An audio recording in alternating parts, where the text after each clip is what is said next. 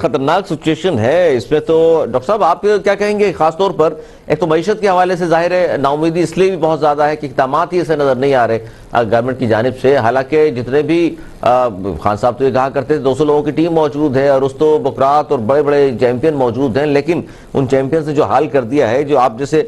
دانشور بھی بیٹھ کر ٹی وی اسکرین پر یہ کہہ رہے ہیں کہ جی بہت مشکل ہے اور دیوالیے کی طرف جا رہا ہے وطن، تو سر یہ اس وقت یہ تو ہم بات کر رہے ہیں اپنے وطن کے حوالے سے کہ معیشت کا یہ حال ہے، خارجہ محاذ پر دیکھیں ڈاکٹر صاحب تو کیا خارجہ پالیسی نظر آ رہی ہے آپ کو یا کچھ ایسے اقدامات کیے اس گورنمنٹ نے جس کو آپ کو خوشی ہوتی ہو کہ پچھلے 3 سال میں چلے معیشت کی طرف سے تو نہیں خارجہ پالیسی کی طرف سے اچھی خبریں آ رہی ہیں؟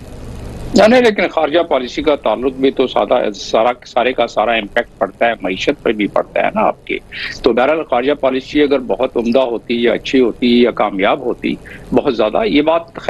بات بھی ماننی پڑے گی کہ جو اس وقت چیلنجز ہیں وہ بھی بیونڈ اینی پروپورشن ہے. اتنے زیادہ چیلنجز ہیں کہ شاید ہمارا انفراسٹرکچر اس کام کے لیے فارن آفس کا بنایا ہی نہیں گیا تھا کہ اتنے سارے چیلنجز کو 360 ڈگری پر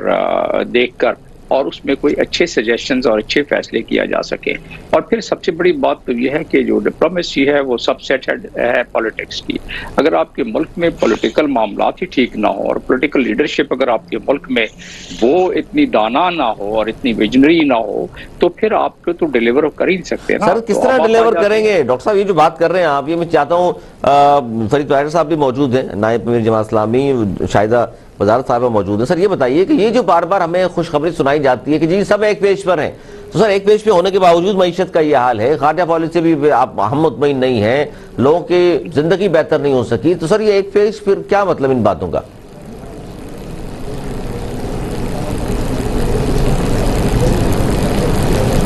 ہم تو فیکٹ اینڈ فگر کے ساتھ بات کر سکتے ہیں کہ اگر ایک پیج پر ہیں تو اس ملک میں لوگوں کو ریلیف ملنا چاہیے. وہ جو میں آپ کو بتا رہا تھا، اگر میری آواز اس وقت پتہ نہیں آپ تک نہیں پہنچی کہ 14 بلین روپے تو ہم روزانہ کا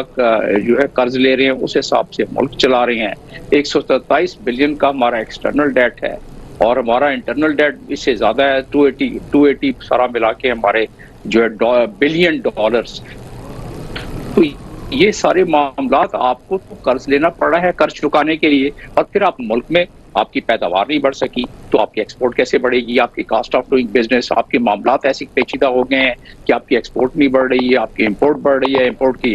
جواز یہ دیا جاتا ہے حکومت کی طرف سے کہ اتنی زیادہ مشینری آ رہی ہے کہ بس پاکستان میں بلے بلے ہو جائے گی، ساری ایکسپورٹ وہ کریں گے. بالکل سر بتایا ہی جا رہا ہے، بالکل صحیح کہہ رہے ہیں آپ. ہاں، لیکن فی الحال تو آپ دیکھیں کہ غریب آدمی جو ہے جو اس پر معیشت کے لحاظ سے آپ اندازہ کریں کہ ہاؤس ہولڈ کا ایک سروے آیا ہے، اس میں لوگوں نے اپنے بچوں کی ایجوکیشن یعنی اپنے بچوں کی تعلیم میں سے پیسے نکال کر اور اپنے اوپر اپنے پیٹ بھرنے کے لیے کریں 29% of the budget of house ہے وہ ہاؤ کین پاسبل سروائیو. بالکل اپنے اس کو جو اسکولوں میں اور کتابیں لے اس لحاظ سے تو یہ معاملہ آپ کو اتنا زیادہ انکریجنگ نہیں ہے. میں جی ڈی پی چوکا کیا خطرناک حد تک پہنچ چکی ہے بات، تو ہم لوگ تو فیکٹس اینڈ فگر سے بات کریں گے. بالکل صحیح کہہ رہے ہیں آپ ڈاکٹر صاحب، بالکل صحیح نمبر پر ہیں پاپولیشن جس حساب سے ہم بڑھا رہے ہیں. چلیں خیر وہ تو ہر دور میں اسی طرح ہوتا رہا ہے، اور جس طرح میں بتا رہا تھا 20.6% جو ہے لوگوں نے اپنے ایجوکیشن کے خرچے بچوں کے کم کر دیے ہیں. ہم 59واں ملک ہیں 1000 میں سے جس میں کہ 1000 میں سے ہمارے ملک میں تقریباً 60 بچے فوت ہو جاتے ہیں اپنے پہلے سال کی عمر میں. یہ ساری کنٹریبیوٹنگ فیکٹرز ہیں. اور جبکہ ہمارا کانسٹیٹیوشن کا آرٹیکل 38 ہمارے لیے بہت ساری خوشخبریاں لے کے آتا ہے، اسٹیٹ اور people of living in this contract, اور کوئی ایسی گارنٹی دیتا ہے نظر نہیں آ رہی ہے. تو اس لحاظ سے اگر دیکھا جائے تو کوئی زیادہ آئی وش کہ میرے پاس کوئی بڑے اچھے فگرز ہوتے ہم خوش ہوتے ہیں، سب کو خوشخبری ملتی. بالکل فرید طاہر صاحب